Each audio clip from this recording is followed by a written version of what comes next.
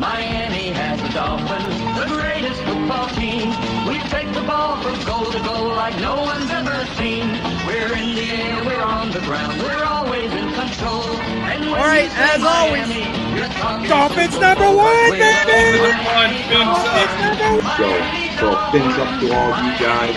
Thank you for I just want everybody to remember, we may not always agree on everything Miami Dolphins, but there's one thing we do agree on, is we are all Dolphin fans.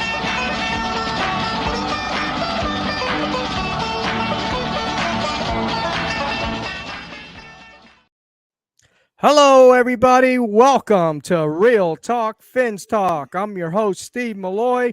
Joining me tonight is the one and only Rob Mosley, a.k.a. Dolphin Thirsty. And we have a special guest tonight from the Fins bandwagon, Evan Posner. How you doing, guys? I'm doing great. Happy to be on Real Talk Fins Talk because I got a lot of real talk to talk about. Yeah, tonight. I think we all do. We all do. So there's a lot to get off. We lost some people. Some people didn't come. That some people wanted. Some people left. No super surprise. So what are you thinking, Steve? Well, the first thing I want to do is I want to make sure and remind everybody, remember, we may not always agree everything Miami Dolphins, but there's one thing we do agree on, is we are all Dolphins. And for you folks that are in the chat, please, as you're coming into the chat, hit that like button for us. That'll help us out. We're almost at 1,000. We appreciate you all. We love doing this for you all. And we love you all when you come in and you make comments and we have interaction with you all Dolphins. And also remember, we are now, all of the Fins Talk Sports Network, all the shows that are connected with the network are on Spotify at the end of the show.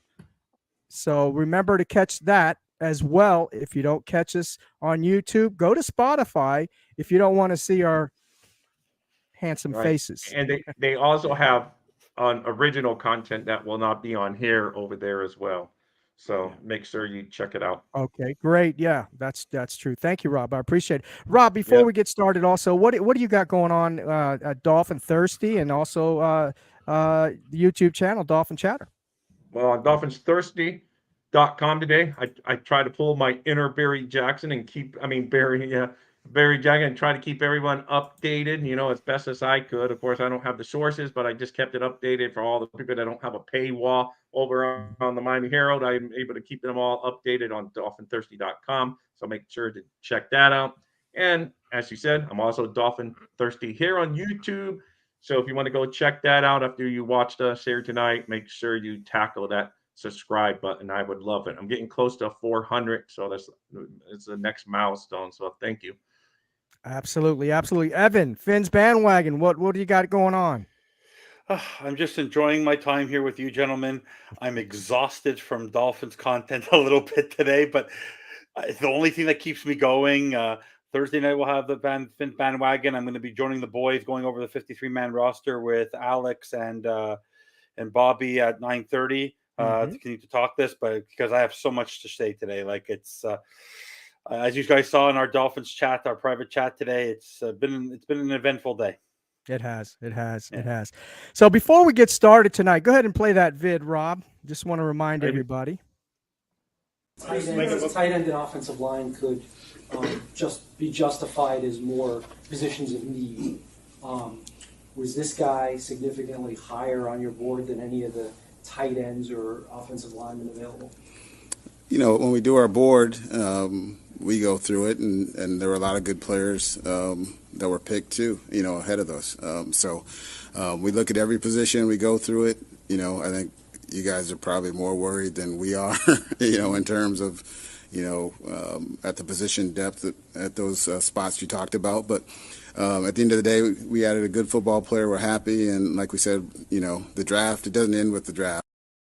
All right. So you heard it, gentlemen. We are more worried about the offensive line than they are. But before we get started talking about the Jonathan Taylor and Christian Wilkins and the 53-man roster, Evan, what give me your take on that video. What'd you get out of that? What I got out of that from when he made the comment, I had faith in Chris Greer. After today, I don't know what he is smoking, because this guy lives in the clouds. This is a guy who started last year making the biggest splash of the offseason and going to get Tyreek Hill. Then in the middle of the season, when we're doing well, goes trades a first for Bradley Chubb, saying that this team is going places. Now in the offseason, yeah, you went to go get Jalen Ramsey to beef up the defense, great. But the one area that we didn't utilize last year was the running game. And even though we didn't get a lot of pressures and our offensive line held up, you didn't get us a running game. Then with the offensive line, with the number of injuries, with Teron Armstead, the issues that I've talked about this year with Connor Williams and the snapping issues, because I've been the guy who's been pressing that button for 2 years. The issues, you didn't know anything about what was going to happen with Austin Jackson. We know potential bust of Liam Eichenberg. And then today, he's doing some interesting things, but we'll just talk about the offensive line. And he starts cutting players like Ulave, who's a natural center. And Gerard Christian was not great, but yesterday he was cut. Then Ryan Hayes and that group. And then you look back and you say to yourself, at the end of all this, you're left at center with Connor Williams, who's not a guaranteed shoe-in terms of the fact that he's a good center. And if, God forbid, he continues to struggle, your options are Lester Cotton and good old Liam Eichenberg. And you're telling me that you have an injury-prone Teron Armstead, an unproven Austin Jackson, an unproven Isaiah Wynn, an injured Robert Jones, Robert Hunt. Like, where are we in terms of our concept? And you didn't go get a bell cow running back who can handle the offensive line. You're still with the committee. And if you saw anything, yes, we had a great game against Houston, but the game this past week against Jacksonville, the running game was at a standstill. It could not move the football. So now like I said on the post-game show, I feel that we're going to end up reverting ourselves to quick snap offense, quick down the field, no sustained drives. And it's going to be a repeat of last year, because the offensive line for me is no better than it was last year. Kendall Lamb came in at the end, but you had Greg Little, you had Brandon Shell who came along, but you didn't beef up your offensive line all year, and you've actually downgraded it, because now you're doing more. What are you doing? You take Connor Williams, move him from left guard to center. Now you're taking Liam Eichenberg and Lester Cotton, who are not natural centers, putting them at center. Like they are playing around, and then Isaiah Wynn, who's a natural tackle, you have him playing guard. Like the offensive line is square pegs, round holes. I don't know what he's trying to accomplish. McDaniel, Butch Barry, Frank Smith, but unless there's not, and I didn't see it on the waiver wire when I looked at anyone who caught my eye. So unless they have an idea that they're going to go get Dalton Reisner, or they're going to go Taylor Lewan, maybe they're going to go do that. Maybe now that they have the cap space with restructuring the contracts that they did today, maybe. But this offensive line, to me, is paper thin. And this offensive line and this running game does not have a lot of support there. This is not a better offensive line than it was last year. And we don't have a natural center on the team. That scares me to death. We don't have a natural center. At least last year, even though he wasn't great, we had Dieter. Now you don't even have Dieter. So I have grave concerns about the offensive line. And especially with Tua, you need someone to protect his side. Just imagine right there at that list, if Teron Armstead gets hit, and we're toast. We're toast. We're absolute toast. We're toast. I see. I forgot the S in Connor Williams, but we know who I'm talking about. You don't need to give him a Williams. He doesn't deserve the S at the end of his name. Yeah, because he can't snap. So I dropped exactly the S. My point. That's the line of the night. So anyway, and then you got Robert Jones, who's probably going to because he's one of the ones that needed a spot, and that's why we probably got the 10, and he's probably going to be placed on injured reserve tomorrow. And because if you placed him on injured reserve today, then he would miss the whole season. So they had to keep. So we're going to probably bring some guys tied in, as you can see, Ingold. This is where Barry. So I said, well, Barry, he just slashed him like this. So I said, that's how I will rack it up. So you got those three only, and really only two true tight ends. I was right about that one. Eh? Remember, I made a comment last week, and Bobby, no one believed me. I said they were going to keep only two tight ends. Yeah, but I do think they would bring back maybe a Croft or something like that. Is what I'm thinking. and after Yeah. tomorrow. I Because They think they're may starting bring already back 53 and Stalbert or Croft. because you got Ramsey on there who's not going to be, on the active He's going to be roster on after injured reserve. tomorrow. Yep. yeah. So that's two Yep. spots that jump out. And then I think there was someone else on there that Elijah it's not Campbell gonna, Elijah Campbell. yeah, Elancho. Okay, and yeah, there you go. Verone McKinley. And Verone McKinley, McKinley, yeah. I think, is hurt as well. Exactly. Yeah, so there are a So few there that So we will see, man. He has some saving grace, maybe, but yeah, we're not going to have. I'm worried about the offensive line more than I am about not getting Taylor. That's where I'm more worried about. yeah. Now, what What do you do think? you think? I know you don't Do like you? the offensive line. No, I'm with you all. I mean, I'm still standing what I said. This offensive line is not good. Well, it's good when you have the starters other than the left guard and right guard. I mean, Taron Armstead Yeah. and Robert Hunt and Connor Williams. But as Evan has pointed out, Connor Williams has had some snapping issues, and if he goes down or gets hurt, we don't have a natural center. As far as Robert Hunt go, even though he's a solid guard for us, he was having some struggles and difficulties in preseason as well this year. Pre-snap So penalties. we got The guy's a king of pre-snap penalties. yeah He for gets sure. a lot of So penalties for holding. yeah, I mean, the starting it's going to unit be might be interesting. okay, but we're paper thin, unfortunately. We're paper thin because you can't Yeah. count on Armstead playing 17 games. Not a No, chance. he's not. He's You not. know, He's not. no. So that's He's not. where we have issues because then you Do move you him, think? then that means probably yeah, Do you you bring think? in Lamb or something. Yeah. Well, Lamb will be the swing tackle, and if Yeah, Armstead goes down, for sure, Lamb is gonna play at his position. yeah. He was looking good in camp and one of the preseason games and all that, but then there was a drop off in his play, So I'm still a little shaky on him. And Keon Smith, I'll be quite frank with you, that was to me. Adding Keon Smith, I know he made a couple plays in the preseason games and stuff, but he really wasn't making a lot of noise in practices, the joint practices or training camp. So I don't know where he came from. Ulave, as you mentioned, Evan, he's a natural center. I thought we would for sure at least keep him as a center, but we didn't. So I don't know. The coaches see something that we don't see apparently because we're more worried about the offensive line than they are. I just threw a Other little than that, Evan shot in there, but I'm not over. By the way, I'm not overreacting because to me, I know. I am overreacting. But I'm at this point. You know what it is? I think I've given so much latitude to Mike McDaniel and Chris Greer. I've been their biggest not McDaniel, but I've been to Greer. I've been his biggest defender. And the number one thing I have with him is that he goes in. He's like playing poker. He goes in halfway. He doesn't complete the job. Everyone thought he was mimicking the Rams by giving up first round picks and all this kind of stuff. And then you get this opportunity.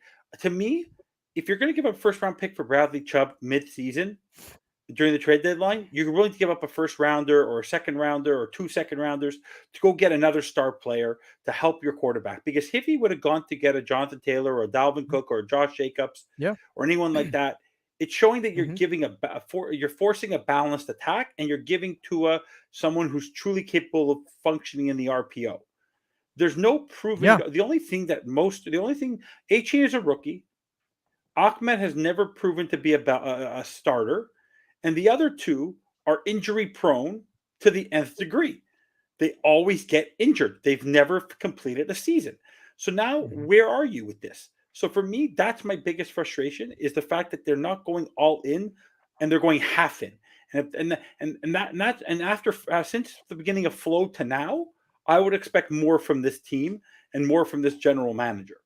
So for me, I'm just frustrated with him because also what I think he's done now, whether he admits it, no one will admit, people he's willing to admit it or not, he's actually hurt his running room because I don't think this is a motivation for them.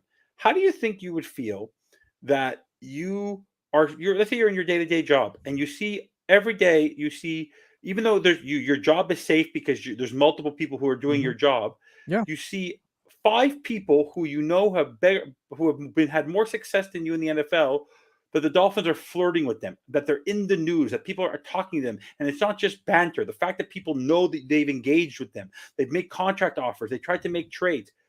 How would you feel if you were them? You'd be demotivated and you don't feel like you're wanted, and you believe the writing's on the wall. So why are you even going to try?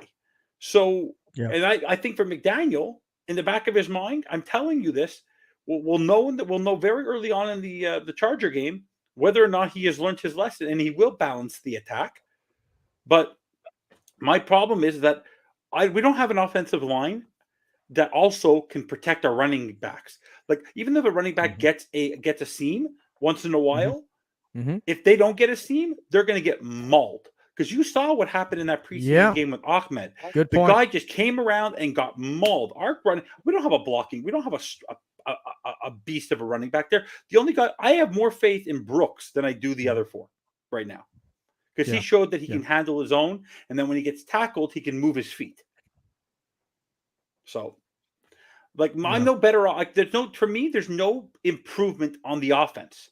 Like, there's no sustained improvement on the offense. What did you do? You got A-Chain versus Gaskin, a rookie. You got Brooks. Okay, he's an undrafted free agent. You added Berrios, who you replaced for Sherfield. Like, there's no real true difference in the offense. So you truly believe with a healthy Tua that if you're sixth or between 4th, 5th, and 6th in offense, and with an improvement of the defense, you're a Super Bowl contender? I don't agree with you. Right. Well, Rob, you've been awfully quiet. What's your take on what Evan has just said? No, there's a lot of good sense. There are areas of concern, but there's also areas of hope. And, we just got to focus on that. We got a lot of top-heavy star We're going to live on hopium. Yeah. Hey, you're stealing Stephen Wright, whatever his name. I always forget his last name, but on the other one, hopium. But Stephen Daniels is the hopium dealer for Miami Sports Music. Hopium dealer. Yes. Yeah. But I do believe there is some encouraging things for the Dolphins. A lot has to go right, but that goes with any team. But, we're very top-heavy talent. And if that top-heavy talent stays healthy, I think, there's no reason we shouldn't be able to have a winning season. Any short, I keep on saying, anything short of a playoff win, at least one playoff win this year, then I'm going to be Mr. Negative, and I just give up. Because if this team doesn't win a playoff game, I don't know what's going to win a playoff team. They've done everything they can. Almost everything they can. Evan's going to disagree that they've done everything they can. He's going to. If they don't get to the AFC Championship, if they don't win two playoffs, this is what I expect. If they win the division and they win a playoff game, I consider it a success. If they get the wild card, I expect 2 playoff wins. I expect them to accomplish 2 things this year: either win a division and win a playoff game, or win 2 playoff games. Do one or the other. But it's a failure, and I don't believe that Greer deserves another shot, because I don't trust this guy to get us out of cap hell, even though the cap is not real. So for me, he's had every opportunity this offseason with getting Vic Fangio and getting all these stars. People want to come to Miami. All these guys wanted to, and he played poker, but he was conservative. He kept on folding. Right. Instead of going in with a full house, he was going in with 2 pairs, and 2 pairs aren't going to win you every hand. A full house will. Well, to his credit, he did free up $17 million today, and we're going to see Barry Jackson speculating: is he going to use that, or is he going to roll it over to next year so we're not in cap? I don't want to say the HE double hockey stick, but heck, that we're not in, we're not in cap heck next year, so maybe I think he's going to be a combination. I think he would use some of that 17 million, not all of it, and then roll over some into next year.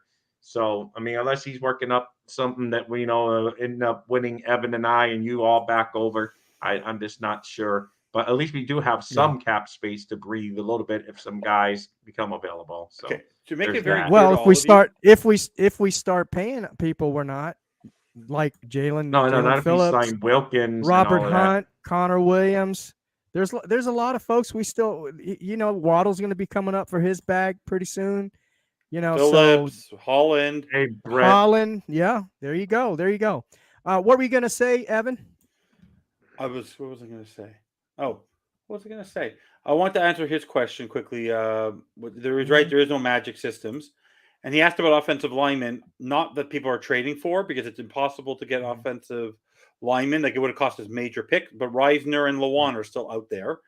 Yeah. But for me, no. I'm just if someone told me today that they would have offered if Greer offered a first and they turned it down first straight up for Taylor, then that's on the Colts. But if I hear that he didn't even offer the first, I would have. Rob and I disagree, and Bobby's on my side on this one. I would have offered the first only because if you're planning on winning, because Chris Greer if he doesn't realize this yet, because the team is so starved for playoff wins. Yeah. The fact that you saw last year that one injury can kill your season, you have to solidify yourself with as much talent as possible and win now. Because if they win a Super Bowl this year, let's say they would have gotten Jonathan Taylor and they won the Super Bowl, it didn't matter what Chris Greer did for the next 5 years. No one would have cared in Miami. We all would have said Yahoo, because we'd be drunk on that Super Bowl, including Dan Marino. Dan Marino considered his Super Bowl, right? Like it's just unbelievable to me that he has soured every opportunity to get a star running back. I don't understand. And I don't want to hear this nonsense that no star running backs won a Super Bowl. I wanted this running back for Mike McDaniel to use the running game, and I wanted to do it for our quarterback. If you want to keep your quarterback upright all season, you needed a bell cow. I'm sorry, you needed a bell cow. Yeah. That's my opinion. No, I agree with you on that. I was pounding the table for Jonathan Taylor too. I wasn't for Cook only because of his off the field issues. Yeah. But I was pounding for Jonathan Taylor. But hey, look, guys, let's move beyond Jonathan Taylor. We've had 4 or 5 running backs, that were in the air that the Miami Dolphins were supposedly trying to acquire. I'm done. I'm done with this running back deal and all this kind of crap. I'm not going to listen to it anymore. I don't want to hear anything about it anymore. Really, I'm sick and freaking tired of it. I'm sick of it. I really am. But anyway, I want to get to some of the 53-man roster, and we'll talk more. Not about Noah. What about Noah? Poor Noah. Well, that's part of the decisions that happened today. That's part of the discussion, Evan. We haven't got there yet. Okay. So my thing is, let me ask both of you this, and I'm going to ask Rob first. Rob, is there anyone, or anything, whether it's defense or offense, that surprised you on any moves that the Miami Dolphins made, whether it been trade or waiver wire, right, or anything of that nature? Cedric Wilson reworking of the contract surprised me, because when I saw some breaking news of Cedric Wilson, they would say, "Oh, they get a 7th round pick from him from some team or something," but they say they reworked. It did free up salary cap money, so that he's going to be on the team now because that's good. And I was a little bit surprised like that, but really, there was not one move today that you dropped because Gaskin's a good back. I want to give kudos to Gaskin. He gave his all. We always counted him out every single year. He always played well when called upon. He was never going to be that bell cow running back that we all love, but he brought his all the time. So I hope he gets picked up somewhere and continues his career. But is there one name on there that I'm just like, oh, wow, the tight end room is surprising, but I think some of those guys might come back tomorrow when some of these guys get placed on the injured reserve tomorrow. Right. Then they can clear up the space. But there's not one move there that I'm like, oh my God, I can't believe they did that or didn't do that. So that's where I stand. Right. Evan, how about you? Was there a big surprise in any of the moves the Dolphins made the past 24 hours? 48 hours. The one the Dan Feeney thing, because Dan Feeney could actually play center. I don't mind the trade. The problem is it cost you $2 million you didn't have to spend. And I was surprised that with the amount of bonuses, I understand it's not a lot of money in the grand scheme, for the Malik Reeds and the Aubrey Millers and that group. Like, you gave them money and you outright and you cut them, or you released. Those are the kind of things that I'm a little surprised by. But no, there's nothing that really surprised me, because it's like I said to you, like, I don't feel this roster.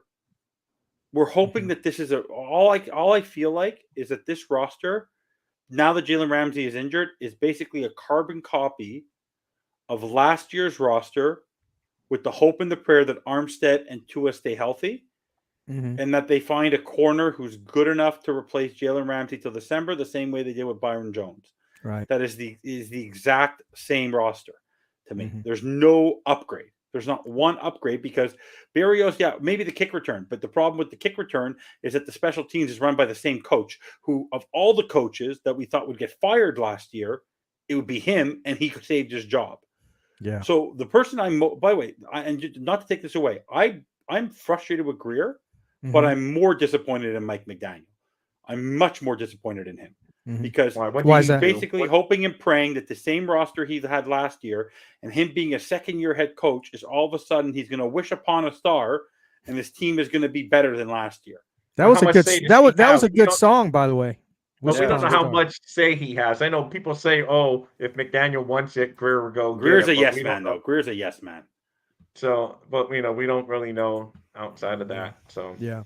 Well, he did one good thing in the past 24 hours, and that's 48 hours. I like the way that he reconstructed Cedric Wilson's contract. That's a good thing. So basically, he's next fixing year, his own mistake. Yeah, but he's only fixing his own mistake. He did. He's been fixing his own mistake for a long time. A lot of mistakes. He's been fixing his mistakes. Igbo was another mistake. You know. Can I comment on what Josh Wingate says? Well, Josh, thank you for coming in. You're of course you're allowed in because your wife's the smart one in the family and likes the Dolphins. So yeah, it's good. Even though you're Mr. Cowboy, but I always like seeing you. You put on a great show, Josh, by the way. But build a sustainable future. This is what they said when we did this last rebuild. That when we hired, we put Greer as the guy. This was 5 years ago. 5 years ago. I know. But this is what we did when we put Greer as the guy. Greer's been with the team like 16 years or whatever it is. But, since we made him the guy, that was supposed to be the thing. And he hired Flores to bring in the coach, and we were going to do sustainable. Somewhere along the line, it didn't go. The marriage between Greer and Flores broke down. Once they got rid of Flores, then I think Ross probably got impatient, and he said, do something. So he went and did something. So that sustainable future, he went and got Tyreek Hill for a first-round draft pick and a whole bunch of other picks and gave him a bag of money. During the mid-season last year, they give up another first-round pick. So it went out the window. And the first ball to roll down the mountain to become a boulder was, the Flores firing, because he says, listen, Greer, you got to do something. I gave you to hire the coach. You hired this coach. Now you're coming to me telling me, oh, he's not a good fit for the locker room, blah, blah, blah, blah, blah. That's all on him. He leaves. So that's where I get, that's where, I don't know, I get frustrated because you guys full well know I wanted a sustainable future. I'm okay with the Tyreek Hill trade because I knew he would come, but I did not like the Chubb trade from day one. And I hope Chubb proves me wrong, has double-digit sacks. I just wasn't keen on giving him a bag of money and giving up a first-round pick for him. So because I think he was going to be a pending free agent anyway. So if you loved him that much, you could have waited to the free agent period and give him a bag of money without giving him up the pick. So that's where I agree with Josh, even though he's a Cowboys fan. But kudos to you, Josh, because you're the coolest Cowboy fan I know. So that's just where I get frustrated. Don't tell me you're going to do sustainable and then throw it out the window 3 years later and throw away. We're going to do the Rams theory instead and do the F them picks theory. So that's what drives me nuts. I just want to come up with a game plan and stick with it, And then if you're going to fire one general manager, fire the coach and the general manager, boom, all at one time, which I feel bad for if it happens in the future, because now if Greer gets the axe, it probably means if any big GM with any kind of weight, he's going to say, well, I'm going to want to be able to name my coach and pick my guy, because if I'm going to lose, I'm going to lose with my guy. And I like McDaniel because I think the Dolphins can win with McDaniel. So that's it. I got my little rants out because I've been quiet most of the night. I'll let Steve and Evan fill in. But thank you, Brett, as always, of course. And thank you, Josh. You got me some thoughts I had to get out. Absolutely. Absolutely. Thank you, Rob. Thank you. I'm glad you got that off your chest. Yeah, I did. Hey, everybody in chat, please. Alex Brown in the house. Yeah, I see Alex Brown is in the house. Brett's in there. Thank you, guys. We got Eric in there. I saw Cap for Life was in there. So thank you for joining us tonight. We appreciate you. Please hit that like button. Like I said, we're almost there at 1,000. It would really help out the network a lot. So appreciate that.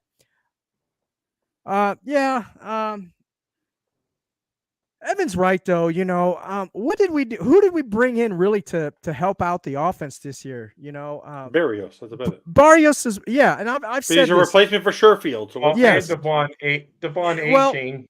Yeah, The A-Chain, but he's rookie. we I don't. said that He's he's gonna hurt. help He's out. hurt. You said A-Chain's hurt. he's hurt, but I mean, he is a week to week at least. He's hurt. Well, And Tim, he's I'm hurt. sorry to tell you Until this, we hear 8 to 10 anything carries a else about game him, he's is hurt. not going to change a game. To get 5 to 10 carries a game You is said not going bring to in, win you a Steve. You football said game. bring in, and they did bring him in. So No. I'm So- talking about bring him in from. I'm just saying. I'm just saying. Okay. But anyway, they did bring him in though, and I think he can Yeah. help the offense. Yes, his shoulder is hurt. No, I So- agree. I agree. He can help the offense, but he's not. He's not a bell cow back like we've been talking about. He's maybe a third down back. Maybe he comes in then, and maybe he comes in for some pass plays or something of that nature. He's a gimmick kind of player.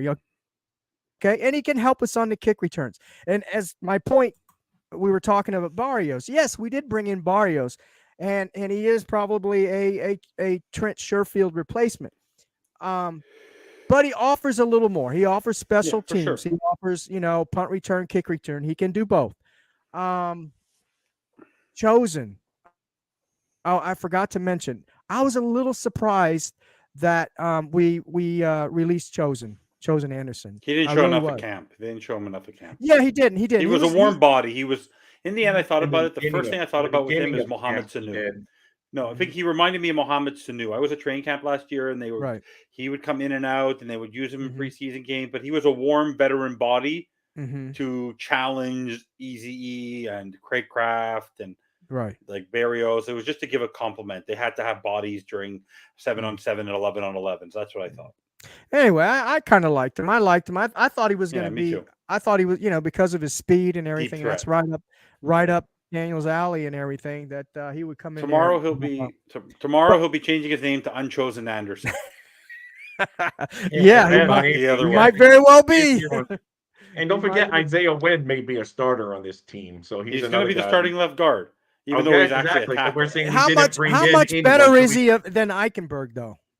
He's if better he's than any better. You If think he's he any is? much better, he's better. So we did Pop get- I'm just trying to Warner say- guards are better than Liam Eichenberg. Yeah. So that's what I'm saying. Talk but about the a guy better getting is every better. chance. Doesn't matter how much better or whatever, he is still better. So hopefully, I'm not saying Okay, he's better. fair until we enough, get fair into the enough. regular season. So I'm just saying. So, Fair enough. no, yeah. I think they're I just get putting. that I some think they're just. positivity. No. I know. I just think they're putting him in there because it's somebody different. You just say, oh, let's try him, and he's probably the same level as Eichenberg. I don't know. I could be wrong. I'm just convinced being a Liam devil's Eichenberg- advocate. I'm convinced Liam Eichenberg is the Chris Greer of the offensive line. He has something on somebody because this guy has 9 lives. Because the guy, he's coming around. Do you know what Christian Wilkins did to him in training camp? He I put know. him on his ass every single time. Well, he might very well be our backup center, which could, on the first play of a game, he could end up being. I in might the whole break a game television as- this year. I might break a television this year. Don't do that. Don't do that, Evan. So- Hey, let's talk. Let's switch gears. Let's talk a little bit about the defense, Ooh. which I think we all could agree that Vic Fangio was probably our best pickup on the defense. He's not even a this year. player. He's not even a player, but he's our best pickup. Isn't that ironic? Yeah. But anyway, the defensive line, of course, Christian Wilkins, he's back. He's back. He's not holding out. He says he wants to be with, or holding in. He says he wants to be with the team. He doesn't want to be on any other team. How much of that is talk? Who knows? Zach Sealer. I'm glad we got Zach Sealer signed. He's a really good defensive tackle. He's a good complementary piece to Christian Wilkins. They both, they both freaking. How can I say it? They both. What would you say it when they both have positive? They get positive energy for each other. That's the best way I can say. Okay. Kumbaya. Rock. Yeah, there you go. Rock Rock. How do you pronounce that first name? I'm bad at that. Raekwon Davis. There you go. Raekwon Davis. Raekwon Davis is back. Not a good fit for this system as a nose tackle, I'm afraid. Emmanuel Ogbah, they experimented with him this year. Didn't work out too well on the linebacker, but hey, he does offer some versatility. Brandon Pili, another undrafted free agent. I like what I saw in him in camp and in the preseason. Now he's undrafted free agent. But I liked what I saw. I think he's got some good potential, and we needed a backup for Raekwon Davis. So I think he fits better in this Fangio defense than Raekwon Davis does, to be quite frank with you. I'm really interested. It's going to be interesting to see him how he does this year. Linebacker Channing Tindall still on our team. We added David Long Jr. Now David Long Jr. is great. He's a great fit for this defense. He just needs to be a little more consistent, of course, and stay healthy. He's small. He's a small guy. He is a small guy. But if he flies all over the field and he uses his body a lot, I mean, he doesn't care. He's reckless abandonment is all I can say about him. Also injury prone. He is injury prone, but he's the best linebacker we have on this team right now. You know, I think Duke Riley is fine. He's a good utility guy. Not in coverage, but he's a good utility guy. Yeah. Jerome Baker's still on our team. And that's the reason why he made the team. Basically, he's a good utility guy. You know, he plays special teams. He can fill in a pinch and all that. Cornerbacks. Wow. I think Eli Apple's probably going to be our starter, and Kader Kuhu is going to be on the boundary. I have a feeling. I have a feeling that don't be surprised if they drop Jalen Ramsey and they drop Elijah Campbell. I still think they're going to take a strong look over the next 2 weeks at Akeem Hicks and at Bryce Callahan. I don't think the door is closed on either one of those guys. Oh, yeah, for sure. I think they're going to definitely be looking through the waiver wire because these guys are signing. They're not waivers. Cornerback is slim too. Quarterback is very thin. So is safety. You know, who's our starter?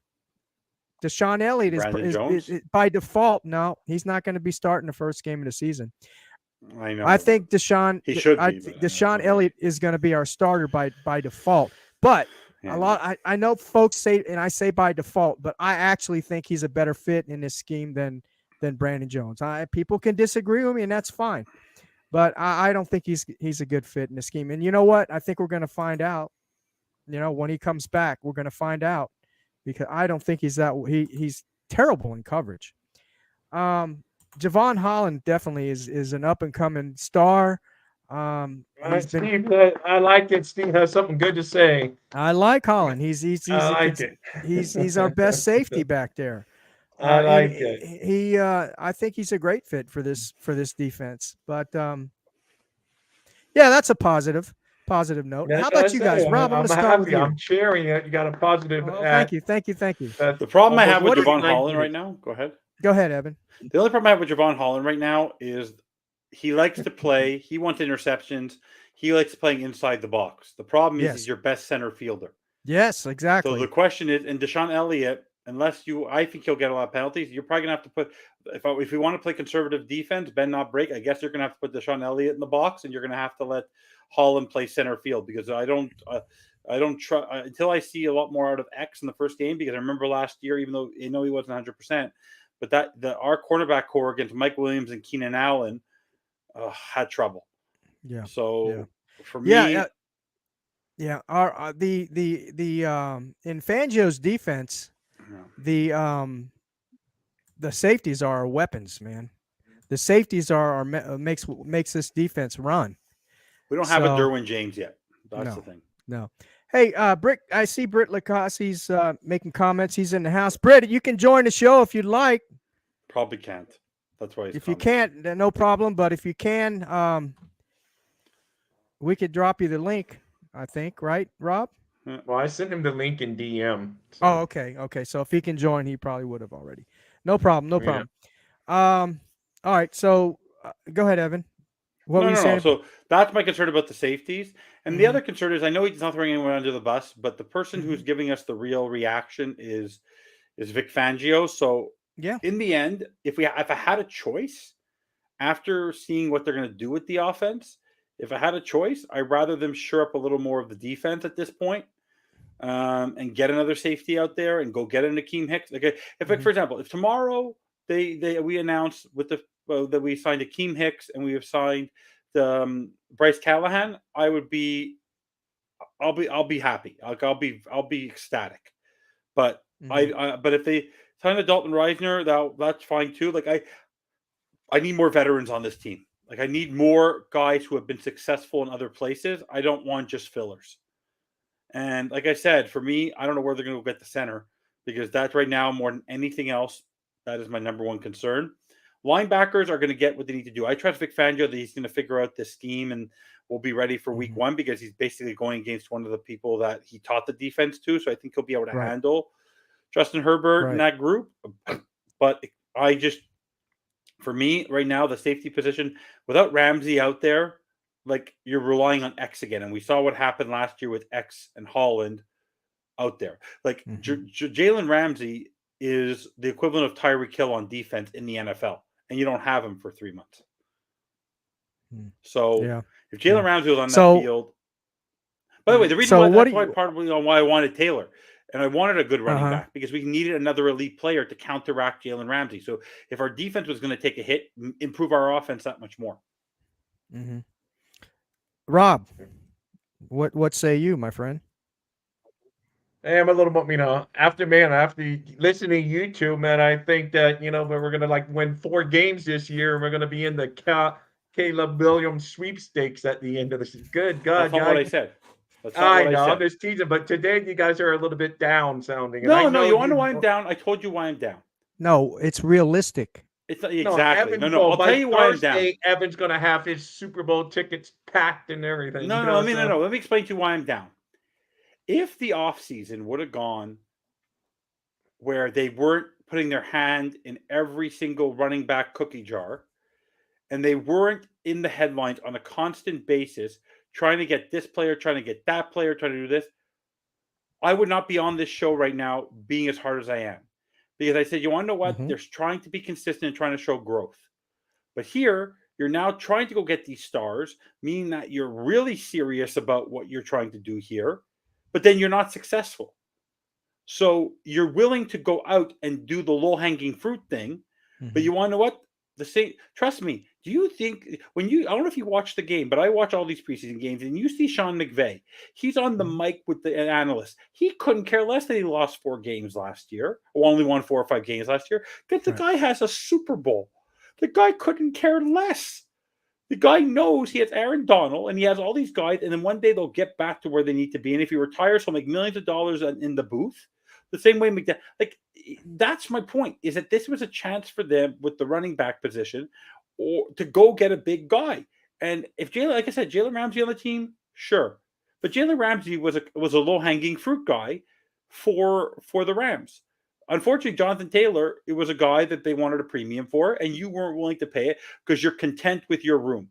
But you want to know what? Right now, if we were to have the conversation right now, our running back room is just as good, is at the same level right now, it's tied for third, it's tied for second, or when you want to say tied for fourth with Buffalo. I would even say Buffalo has a better running game than us because Allen can actually move. And the Jets for sure have a better running game than us because they have two guys who have actually had good years. Like as a rookie, Brees Hall is better than all the running backs we Mhm. have. Plus, Mhm. they have Dalvin Cook, who's been 1,000-yard rusher 4 years in a row. Mhm. And the Patriots are just they have a very good offensive line. What do we Right. have? An Mhm. a good offensive line if one player is there, and a running back room of injured players. So Yeah. for me, if Jalen Ramsey was there, I'd be singing a different tune. But he's not there. So now you have to piece together and you have to hope that you could sustained games to be able to win. It's like I said, I feel like I'm going to be on pins and needles. If Jalen Ramsey was there and Jonathan Taylor was there, I'd be relaxed every game. Now, every game, I'm going to be on pins and needles. Yeah, and I like the Rather comment than- that Joseph. Like I said, I I mean, feel like yeah, I'm gonna be- Joseph. There he is. He said Joseph said made everyone think we were going to do big things, Oh, but we are going with the same team. 1 second. Good point, Britt. How are you doing, my friend? We Uh, got Britt Legassi's going to join us in the last few minutes of the show. We'll get his take and see how far off we are, Evan. Yeah, we let him wrap almost everything up because we've all I know is I'm not as down as you guys, but and I think you guys would be happy. If we go out there and beat the Chargers out in LA, you guys are going to be back on saying we're going to be okay and stuff. No, I won't. No, I won't, because last year we were 3-0 and we were all excited, and then we got disappointed. I will until we win a game in December. Me and Steve Malloy will not be on any bandwagon. I'll be on my bandwagon driving my truck. You can't call your show the bandwagon show if you're going to be. No. I'm on the Finn. No. Let me explain something very, very clearly. I'm on the Finns bandwagon, and that wagon, like I said last week, I'm on it. Why? Because McDaniel and Greer are not allowed on it. I told you, they don't get Jonathan Taylor. Those two are not on the bandwagon. So there's 2 extra seats for anyone who wants to join the bandwagon, because those 2 are off until they win a game in December. Well, let me ask you this, Evan and Rob.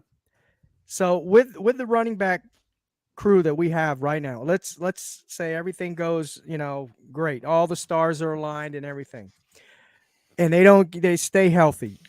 What do you think? Do you think that we'll be fine with this running back group? Or are you still not? They won't win us football games. Not happy. You don't think so? Oh, now, no, you got to remember, McDaniel's last going to go year, 75. You said we have to go 55-45. We're going to end up going 75-25. Yeah. Well, last year we were 62-40. Or 62. Go to the 4. You can move it to the 4. Yeah, 62-38 or something like that last year, I believe. Hey, Brett. Hey, we're almost done with the show. I think there's a yeah, just take it off. We don't have but, a good score. But we've been yapping and talking, and we've been kind of on the downside, as according to Rob. We've been very negative today. It sucks. So can you uplift us a little bit? Can you give us your take on both defense, offense, and Jonathan Taylor? You guys got your Wellington boots on or your shit kickers? Because it's the running back situation. It's as funny as it is, as great as Jonathan Taylor would have been to have. It might not be as bad as people say. Evan hit the nail on the head, though, with the injury concerns. Yes. Wilson's dealing with the injury. Mostert, we know, has never been a bell cow. And the people saying that Mostert would have been part of a trade. Look, Mostert's never been the number 1 back. However, he's always played the role he's been in. And when he got here last year, it's the same thing. McDaniel knows him really well. He's not going to rush him. He's not going to have him 300 carries. All right, so Mostert's going to be the same kind of carries he's got last year. And there's always going to be a rotation in the backfield like this, always. So Mostert was always going to be a part of the offense. The only player I think that would have got traded, I think it would have been Wilson. Wilson was replaced in San Francisco. Wilson's decent, but we don't have a power back. Wilson's too upright. He's a pretty fast guy, and he's not small, but he's not like a bruiser. And that's I know Chris Brooks is a rookie, but what do you think about Chris? Oh, there you go. What do you think about Chris Brooks? When I saw that we signed him, I was excited because it was a perfect fit. And I know right after the draft, I saw you say you liked that pick right away. So picked him up and drafted. He was one of the guys I thought would make the team. I'm glad he did. Julian Hill's another one. So if you want something a little more uplifting, our tight end room is better from a blocking perspective than it was last year. Tanner Connor. Oh, that's good to hear. Got cut this year, but Tanner Connor, he was a project. I don't like the cut of Higgins. I hope he makes it back to practice squad because I do think there's room for him on a roster. I think a lot of coaches would use him in a move role, like think Delaney Walker kind of guy. But then he moves really well. He's natural with the football in his hands, and he blocks really well. You don't have to coach any of that. So maybe he's not a tight end. He's an off-ball tight end. But I like Julian Hill. He's mean. He's nasty. He loves the block. He wants to take your head off. Yeah. And Durham Smythe is who he is. He's a solid blocker. He's not really a great receiver.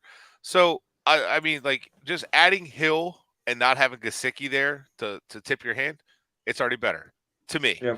And That's So good what to do you hear. think of 3 undrafted free agents making this team that's supposed to be, going to the playoffs and stuff? So are you surprised by 3 undrafted? You got Peely, I'm probably mispronouncing his name, but you got Peely, you got Brooks, and you got of course Julian Hill. So you got Right. those So- 3 as of right now. I know things change before the opener, but as of right now, as we stand, we got 3 undrafted rookies on the team.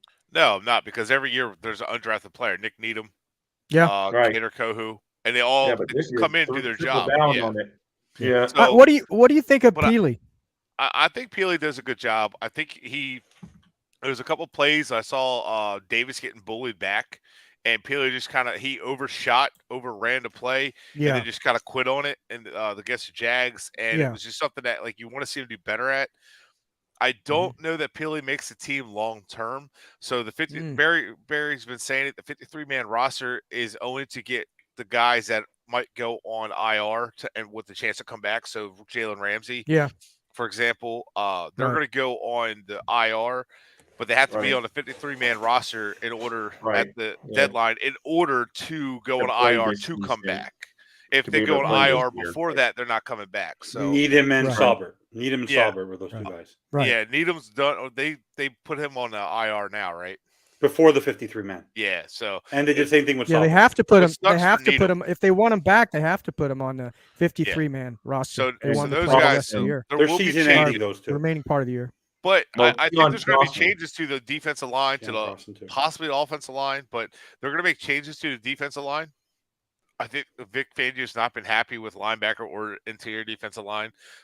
People keep talking about how great our defensive line is. Right in the teeth of it, in the middle has not been good. Davis has not been great. He gets bullied back more than I would expect from a guy That's his what I've been size. saying.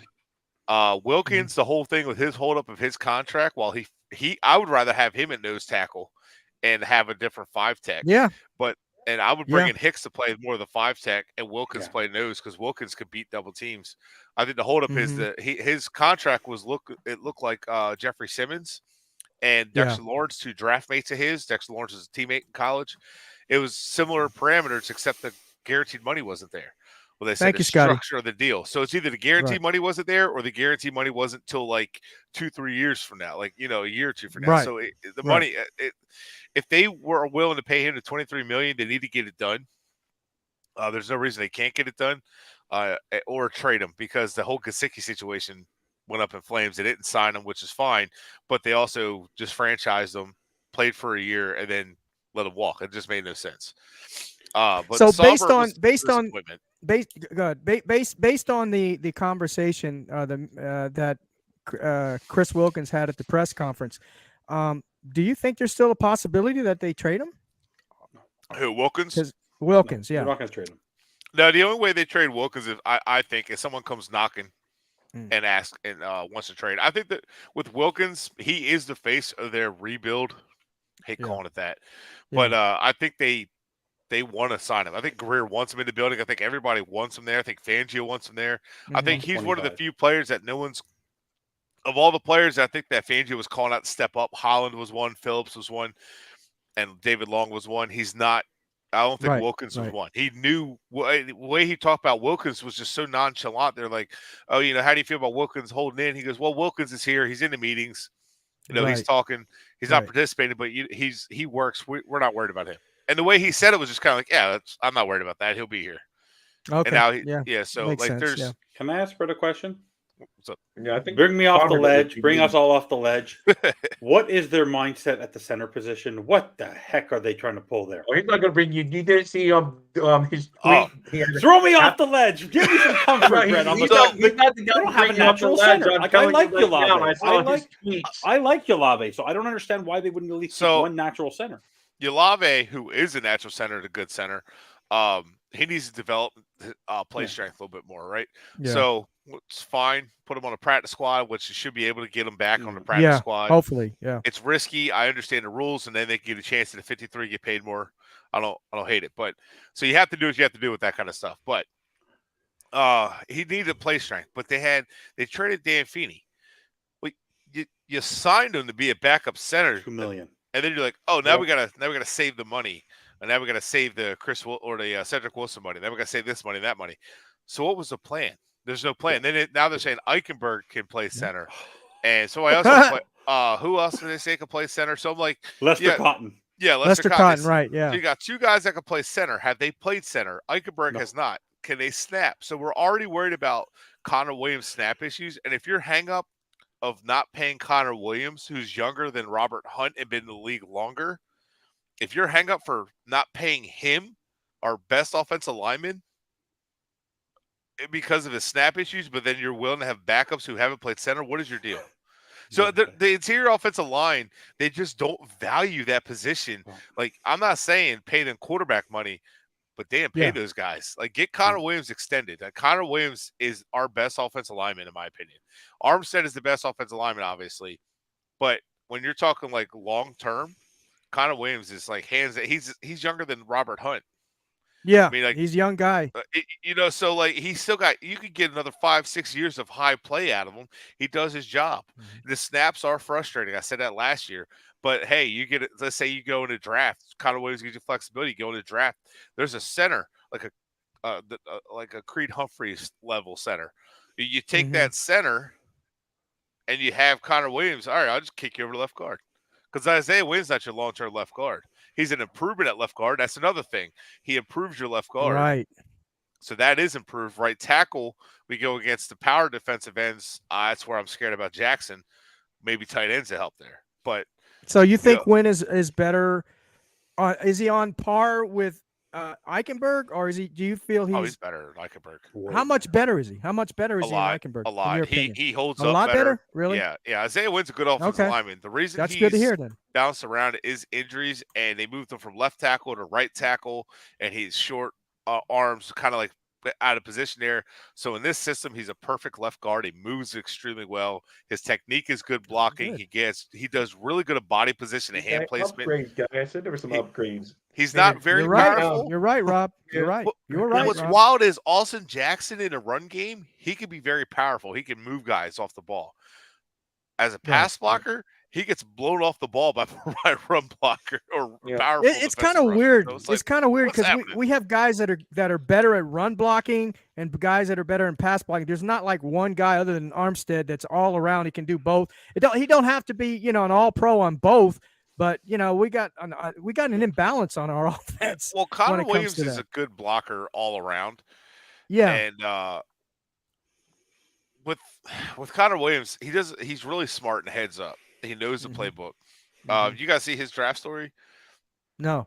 Kid was bullied for being overweight as a kid, so he just got in the weight room and started lifting and getting bigger and stronger. And football really helps his confidence. So he hangs on to that anger. And as someone that went through the same thing, maybe that's why I like Connor Williams so much. But like with someone that went through that kind of like the same thing, like I see it. He's angry on the field. He takes that anger out.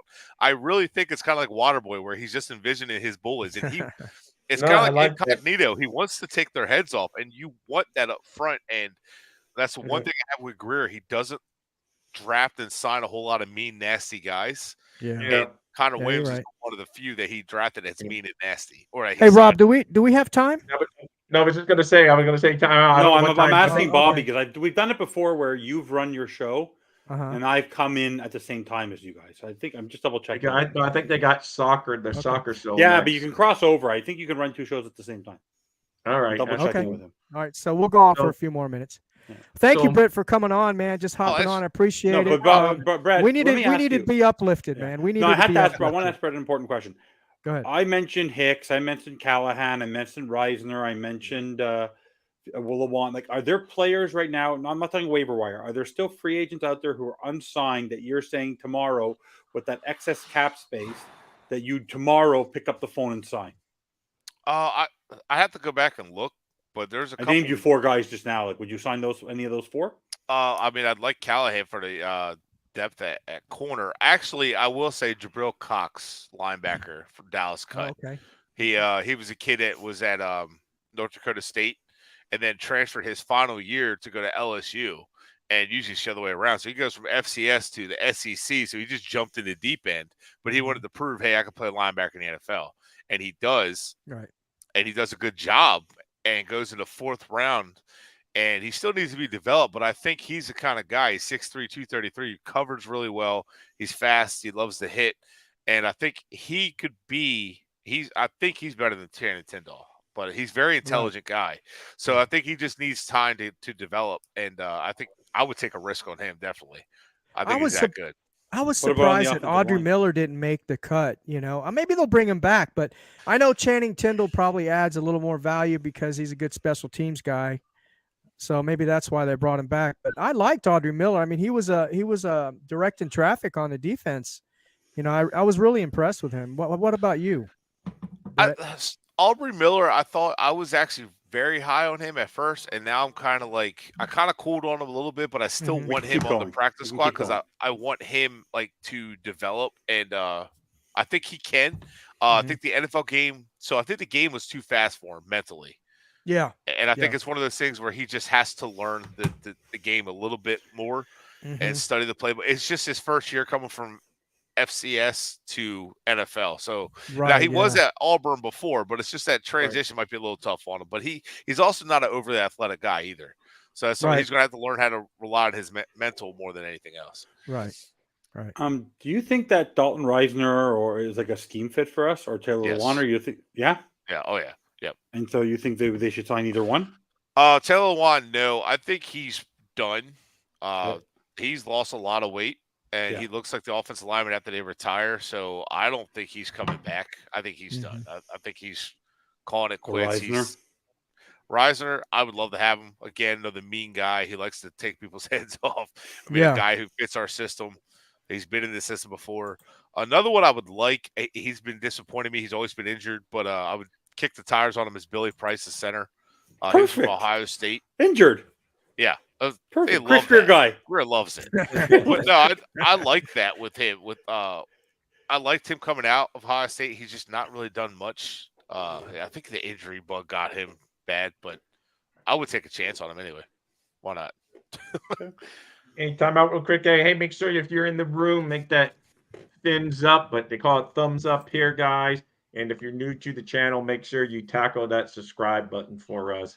So thank you for joining us, by the way, too. So, yeah, I agree, guys, but there's still a reason for optimism. We're a very top-heavy team. Things should go south quick. I do admit that. But overall, I'm looking forward. And, these early games are important to me, man. They got to go out there, win, establish that because last year on the West Coast trip, we started going downhill. It started with the 49ers, and we followed it up and really laid a stinker. December Blues. Can I ask you a question? So it'd be nice to go out there, get the West Coast trip out of the way to start the season, go out there, bring back a W, come home to South Florida, 1-0. Then you're going to go up. It's a tough game up in New England. I know people like riding off New England, but that's no gimme. Yeah, Sunday night football. Yeah. Who's going to be our guy?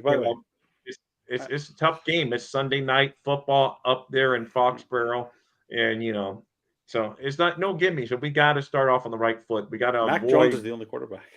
They only have one quarterback on the roster, Mac Jones.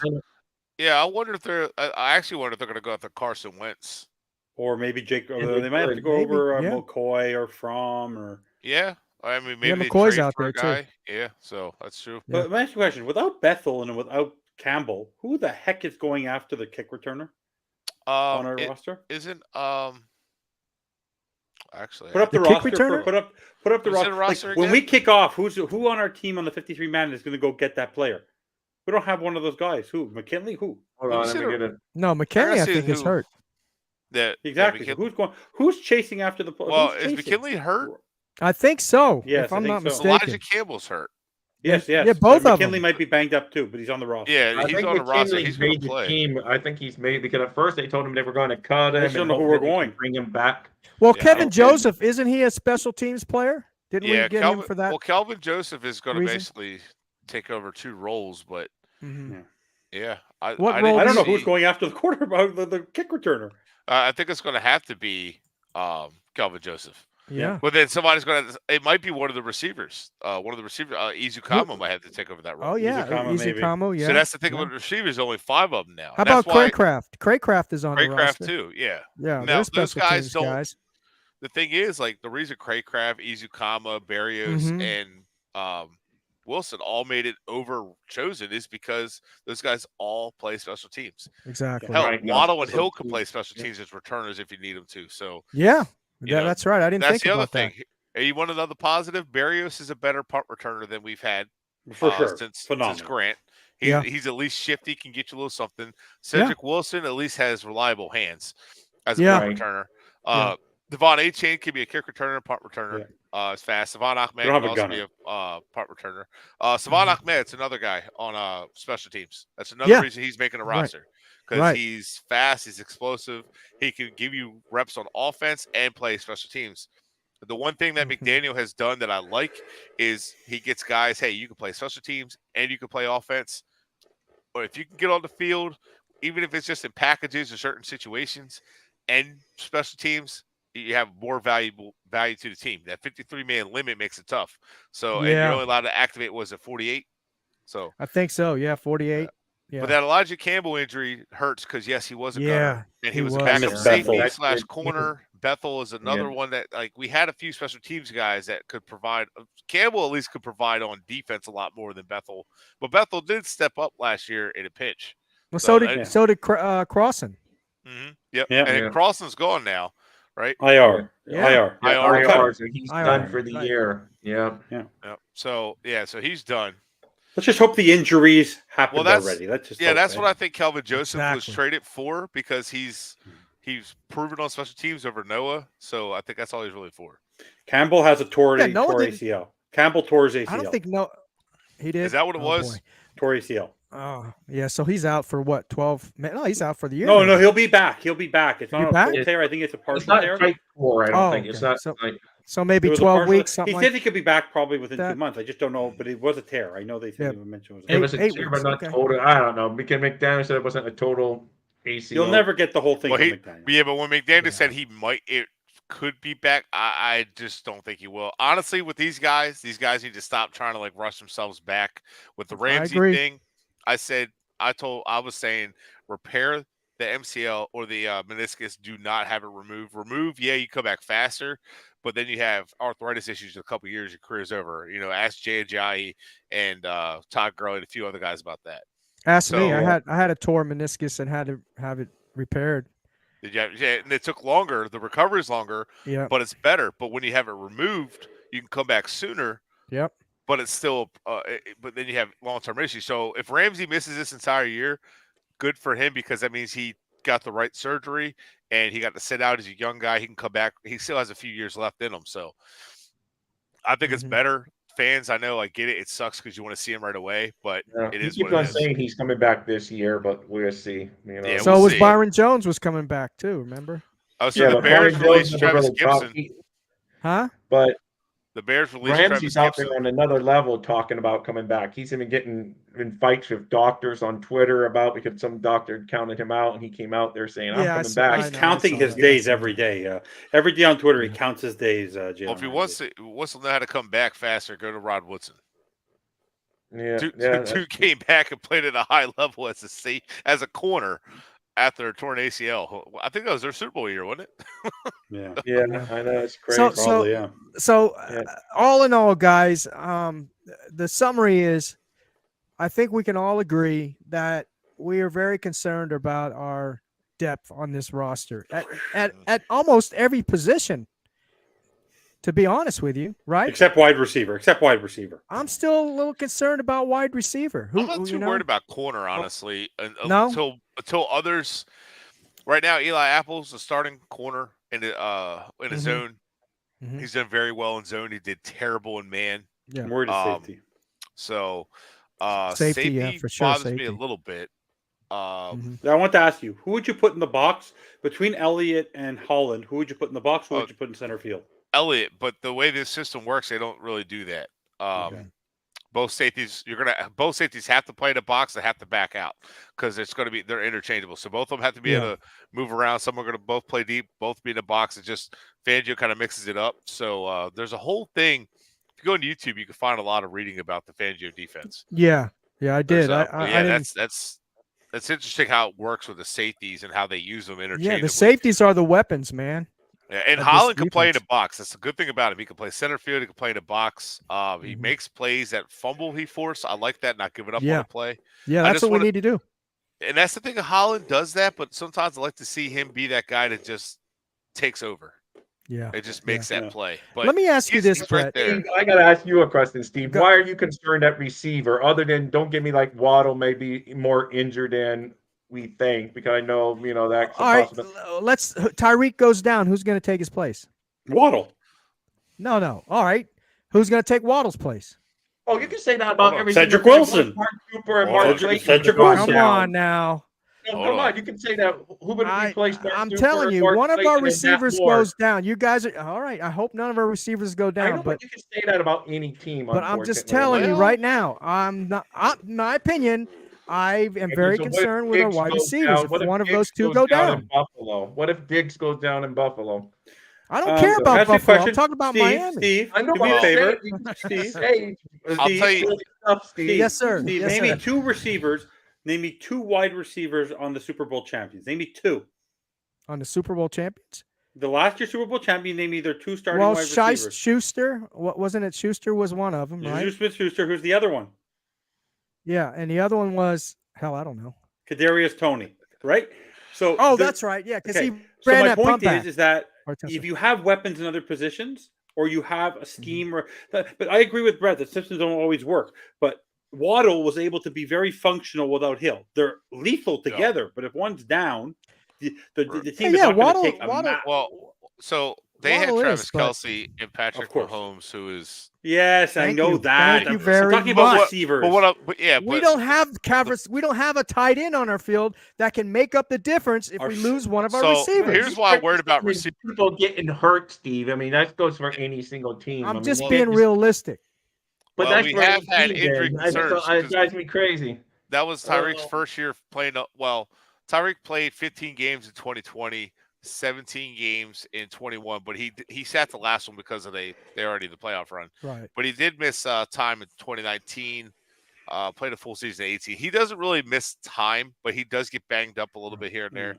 What I He was worry banged about, up last year. yeah, and what I worry about most isn't so much okay if Hill goes down.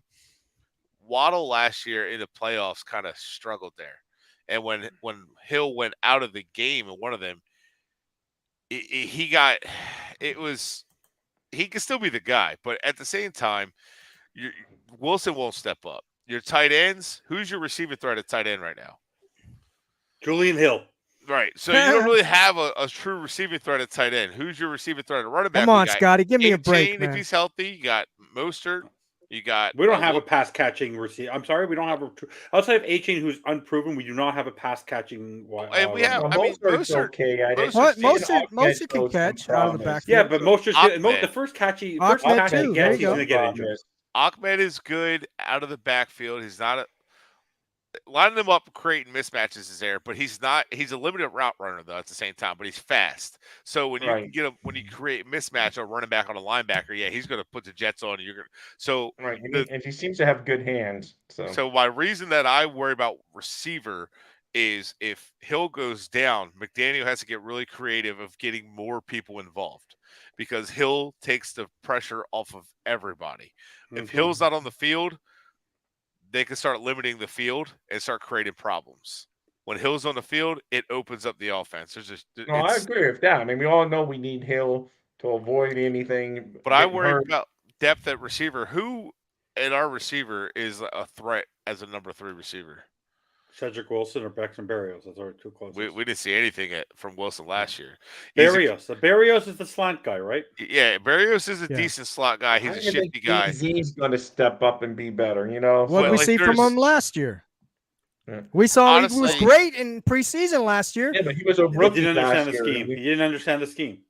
Yeah, They he tried to did. make him a slot receiver. easy, and Tyreek he Hill couldn't didn't get it. understand the scheme either. Apparently, nobody understood the scheme last Who- year. who That's we the talking about excuse here? everybody's making. Who's Easy. over here? Easy. Izukama. Easy Easy coming. doesn't. Easy's more than just not understanding the scheme. He didn't. It's a lot. He didn't. Texas Tech doesn't really run a lot of that like different formation. It's pretty simplistic. So was just basically using. He's like Cordero Patterson at Tennessee. just use this freakish athletic ability, right? That's what Cordero Patterson, and that's what his career ended up being. That's kind of how I see Izukama playing out his career, being like a weapon like that. I just think, barring catastrophic injury, I don't like saying names to that regard. I just, like I like the old Easy. fact- I know Scotty was giving me hell today. I like Easy. I really But do. no one's trashing Izukama like here. Izzy. He's young. Yeah, he's But a I young mean, guy. outside of a devastating injury to one of our guys, our receiving room's good, so I'm not going to worry about that until that happens. There's no reason, to worry about that. Well, So Barrios has never had I'm- more than 431 yards and more than 65 targets. Yeah. Well, he So- was underutilized in New York. To Yeah, be so fair, he's fine. I think he's a good fit for Miami and Tua's Yeah. I do type too. throwing. I do too. He's fine, Because but he gets open quick and he's a timing guy, and I think he'd be fine for what Mhm. Tua likes to do. So Yeah. I agree. By the I way, agree. the one thing I want to just make a note of it was a joke. It was just a bad joke. But one thing I learned from all his jiu-jitsu Tua, the one thing they didn't teach him is they may have taught him how to fall, but they didn't teach him how to fall on a football, because you saw how he fell on that fumble on the one that went over his head. But you notice he swiped the ball, so he was smart to pass it along to the next guy. Yeah, but he hit his But when he face straight on fell, the ground. Could have got a bounced off the concussion. ball. He bounced off the ball. He could not. That fall was on it. dangerous. That was dangerous. He went and slid and he bounced his Yeah. face off the ground, and then the other guy, if you didn't see, came right on top of him. That could have been He a hasn't bad. learned. He still hasn't That learned. could have been a bad thing for Tua. easier said than done, yes, but you're supposed to slide Yeah, and not fall on it. he There fell you You know go. what I mean? hard. So, Yeah. So, apparently that's in the big- jiu-jitsu they don't teach you how to fall forward, which is bullcrap because I used to do a little jiu-jitsu. But anyway, we're almost running out of time, guys. I think. There's no time limit. Oh, no time limit.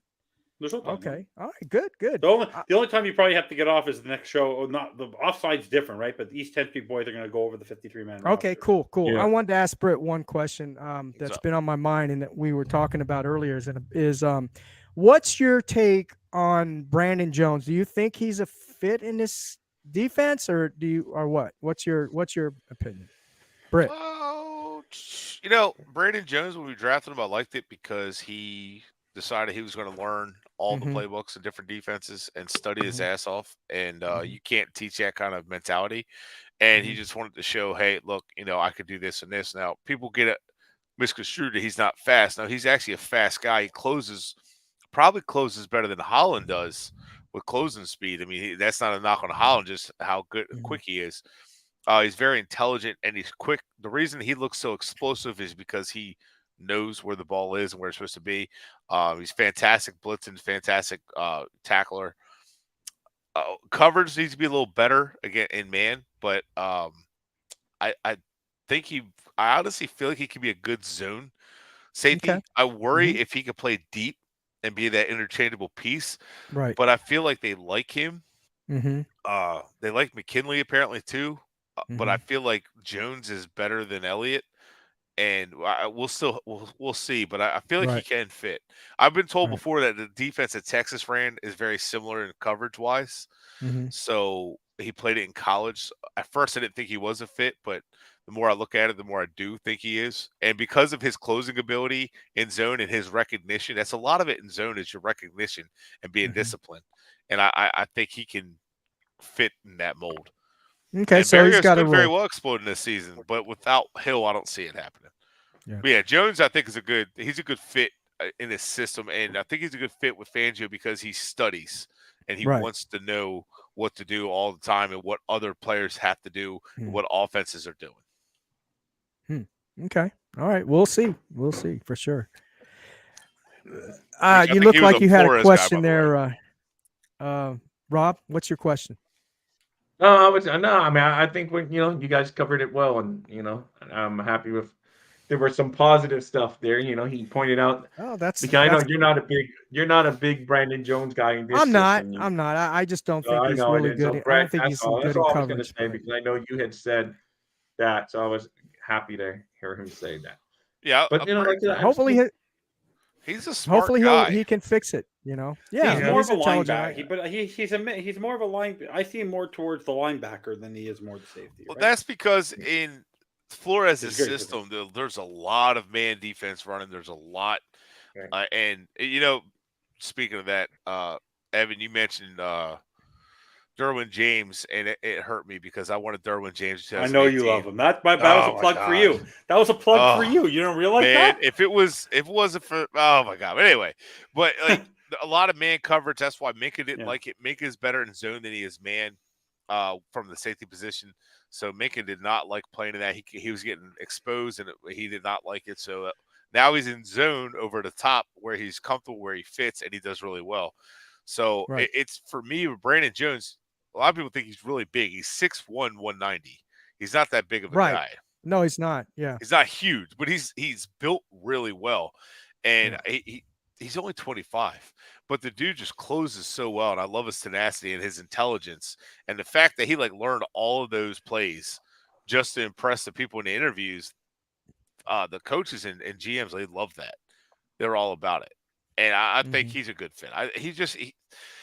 He's good in zone, in my opinion. You put him in man, that's where he's going to struggle because he's not going to flip his hips and run with you. But he definitely will be able to. If everything's in front of him, I think it'll be fine. I worry a little bit if you have a lot of speed. Can you get behind like a guy like Diggs or a shifty receiver? There might be some struggles there. However, I like the fact when he tackles, it gets hands on, you go down. That's one thing that we seem to lack. Can you put Scotty's last comment up there? Yeah, coming About after Brett. us. he's giving you kudos, Brett. He goes, Brett seems to be the He only said guy Brett up seems there. to be the only guy up there talking that actually Where do you knows about think what- that Steve Scotty, and I learned That's everything? that's why we got him. That's why we got him on here. I learned that's from not these why. guys. Don't Where do you fault think love we learned Scotty. all No this love. stuff? I'm Fault trying me. to be positive. at least Brett's for you, rubbing off Scotty. on us. No, I don't. Scotty's great, man. Scotty's a regular on my channel over there, so I give Yeah, him he's a good props. guy, I was man. I about to appreciate mute him him. coming in here. No, but get these You guys. can't move him, Evan. Look, Steve course I can. and Evan. Evan's big.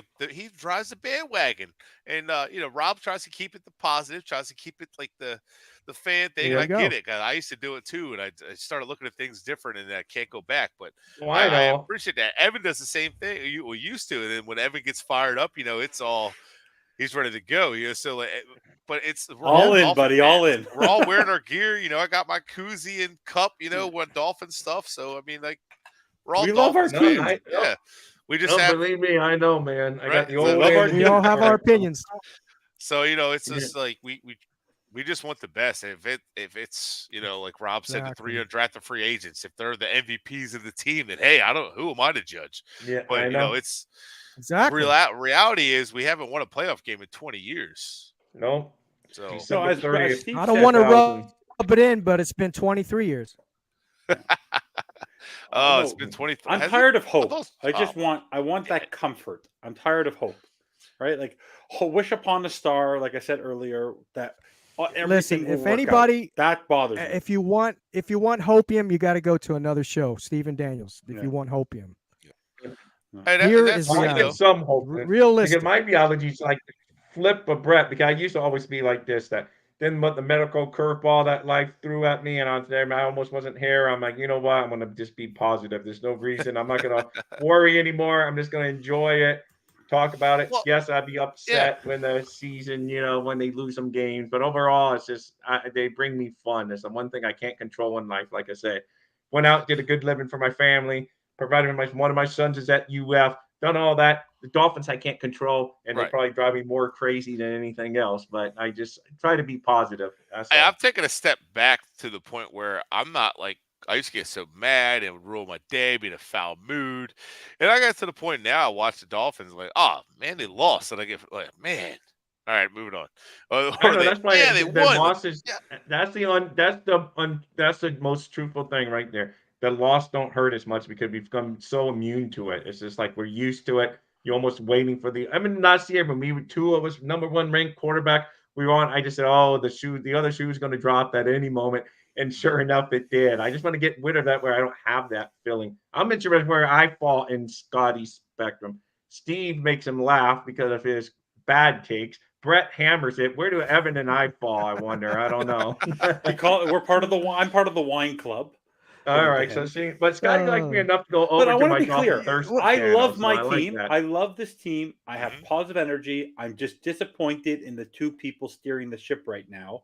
because they haven't proven to me that they can take these star players and win. So I thought, you want to know what? You're clearing cap space. You have the opportunity. And I want to get your opinion, Brett. I said this earlier. By dipping your toes in 5 running backs that are not in your room and you didn't succeed on one of them, doesn't that just tell you that you yourself as a general manager don't believe in your own team and don't believe in that running room? You can look at it that way. I think it means that they're worried about the longevity of this running back room. So they're worried about A-Chain, who's a little bit smaller back, and they don't want to just rely on him. They didn't know quite what they had in Chris Brooks, and they still really don't during a regular season, right? Right. Jeff Wilson's banged up. Mostert has an injury history. Ahmed is not a bell cow back. He's exactly how they use him. So I think it's really looking as one of those things where you're looking to get better. You're always looking to find a way to get better. Like, did they Yes. Tyreek Hill? Like, all right, so they signed Cedric Wilson. Now ignore Cedric Wilson with how they expected him to be. They didn't expect him to be the number 1 receiver. They wanted him to be a complement to Jalen Waddle. So what did they do when Hill became available? Well, hell, let's go look into that. Let's look at Deshaun Watson before the allegations. Kick your tires on that, because how often does a quarterback come available? They might even look at who knows. Oh no, they didn't inquire about the kid from oh man, sorry, I'm losing my train of thought. But don't worry, I like the point in that they're happy with the running back room. They might not be in love, and they weren't in love of any of the other guys. Because if they really thought the running back room was awful, quarterback. Garoppolo. Sorry. What? No, the one they just traded to Dallas. Trey Lance. Trey Lance. Yeah, thank you. I was drawing up my brain. I had a brain fart. So they didn't kick the tires with Trey Lance. And old age. Don't worry about it. It'd be all right. But would you? Would you expect that? Like, if they did, would anybody be mad? Like, well, no, because you could upgrade your backup quarterback position. If you have questions around Tua right now, and you only signed guaranteed his 5th-year option, okay, well, if he gets hurt again, you need another option. Could Trey Lance be that option? So you might kick the tires. Hey, what are you looking for him? They didn't this time, but I wouldn't blame them if they did. Like, so they're looking at options. It's just that the media started leaking that stuff. But I think Mike McDaniel wanted another running back. I think the problem is when they signed Edmonds, that wasn't really what he was looking for. Mm-hmm. And that's why they signed Mostert shortly after. And then later on in the year, they traded Edmonds and traded for Jeff Wilson because he knew the system. Mike McDaniel's just looking for a guy that fits his system. I don't think Edmonds ever really fit what they were looking for. But he was their starting back. Like you say, I think, do they think they can improve the running back room? Yeah, they think they can improve it. But they weren't to the extent where they feel desperate that they had to go out on what they thought was overpaying for someone. Right. Because they could have easily just got Cook. No matter what he said about, I went to the Jets. He came out and said he went to the Jets because he thought that if Miami would offer the same money, he would have come to Miami. Right. But we just didn't feel like overwhelmed to go give him that $8 million. And then if we really thought that Taylor was going to make a break, we would have given up that 1st-round pick. So they flirted, but they stuck with the one that they already had and flirted with them, behind the wives' back. They did some flirting and it got made public. But, at the end of the day, they stayed happy with the people they have and, they stuck with them. And the thing is, I think Jeff Wilson could end up on the pup. Yeah. So that's what I'm thinking. That's He's why another we kept, one that he may get tomorrow be placed. That's what I don't think we're going to have 6. I don't think we're going to keep 6. But let me ask, did because of the fullback, if you count. Yeah, but I did say, and if Scotty come watch the bandwagon on Thursday, I did say last week that they would keep 2 tight ends and 6 running backs. You did. So Britt, we've talked. Britt and Evan and Rob, we've talked about every position on the field, I believe. The only one we haven't talked about is the quarterback. Special teams. We didn't talk about Jason Sanders. Yeah, special teams too. No, we never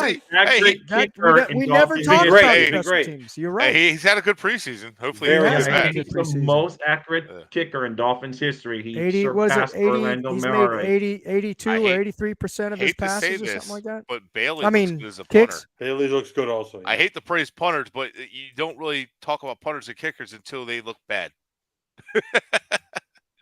Yeah, that's right. That's right. But let's talk about the quarterback. Let's shift gears. Not so much on Tua, but let's talk about our backups. Mike White, Yikes. Skylar Thompson.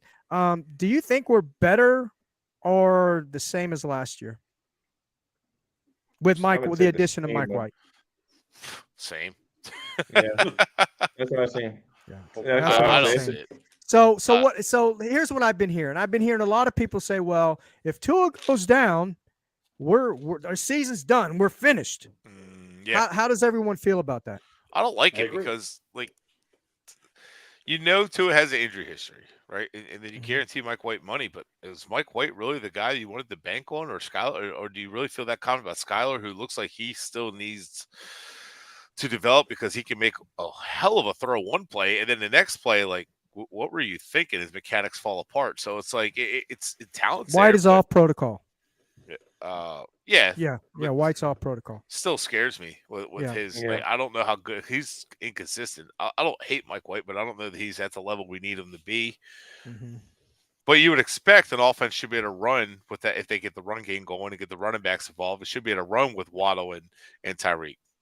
They We'll should. see, though. They should. And that's the reason why I But think we were pounding the table for Jonathan Taylor.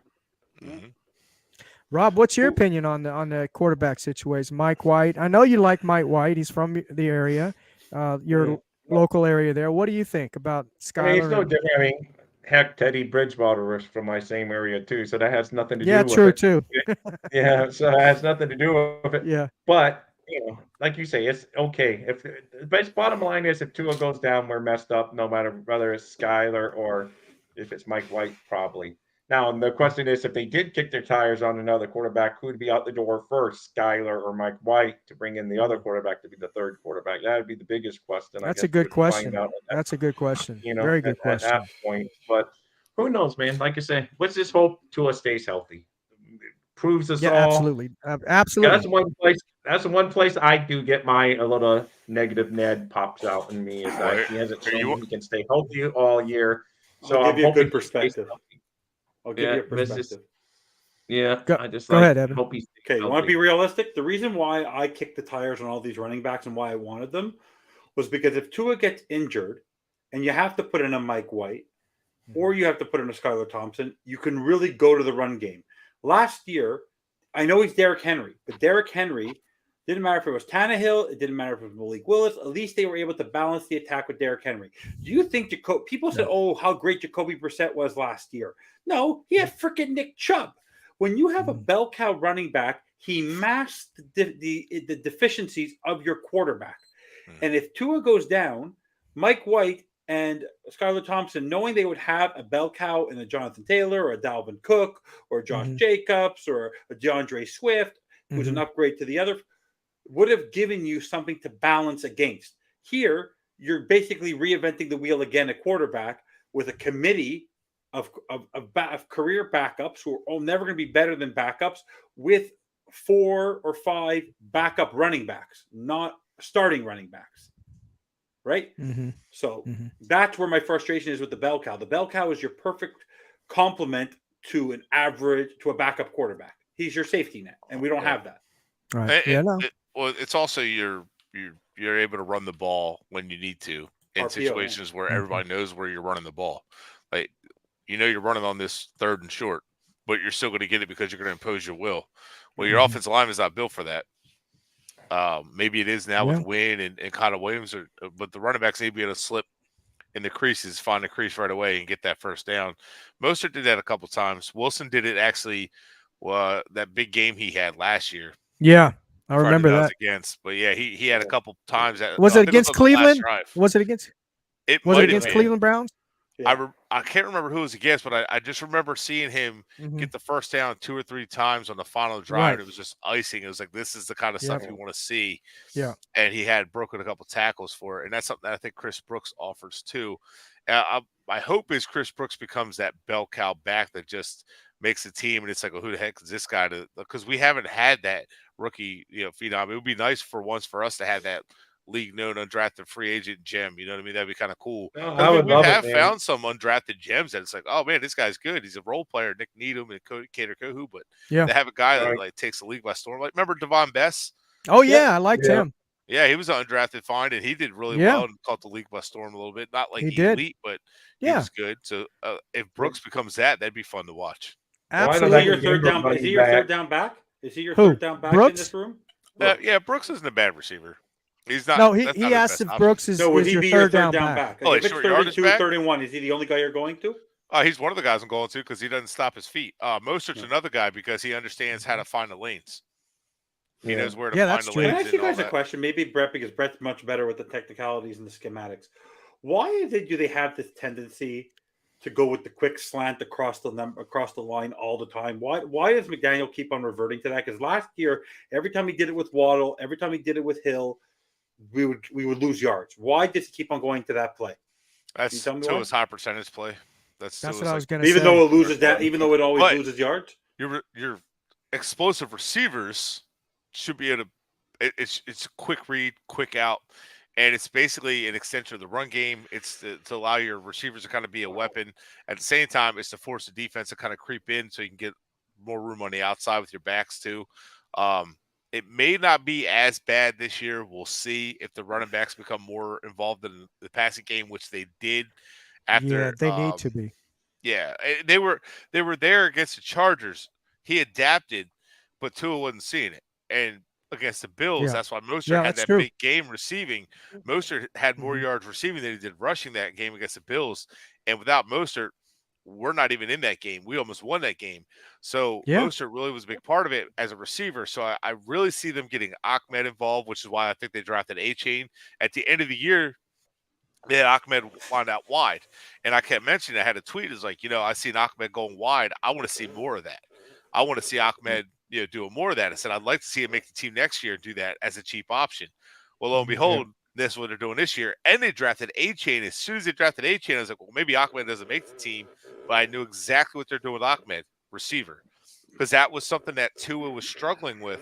But now it's like, Mhm. everybody said we need that wide receiver 3. No, we needed a third option. Could have been a tight end, could have been a running back, could have been a receiver. Yeah. It doesn't matter. All right. This has Yeah. to be a consistent third option. And A-Chain or Mostert or Ahmed mainly are now your third option at receiver.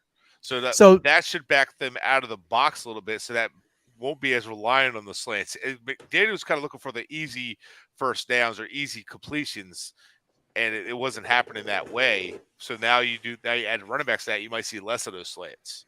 I agree. I know during the joint practice that I went to in Houston, and also some of the others that I saw live coverage that some other folks are streaming. But anyway, and then also in the preseason games, it seems like McDaniel is going that way. Is like you said, to the short passes to the backs, because at the joint practices in Houston, I knew Tua was going to start. Number one, I knew he was going to start because his parents were there. And I don't think they would have come all the way down just to watch him practice. And two, everything that he did in that Houston game, he did the exact same thing in practice. They were practicing that. I don't think Skyler or Mike White got many reps in that joint practice. It was all Tua. And that's what they were practicing, the short routes to the backs and things like that. So hopefully that's what we get next year, or this year. Well, my biggest Brett, hope is before I that- run out, because I have to take care of some stuff here in a minute. I don't even know what your overall projection for the team and your expectation for this team. So I know what you said, some stuff in DM today that I agree with, that you expect to win, then you're in the playoffs, to give kudos.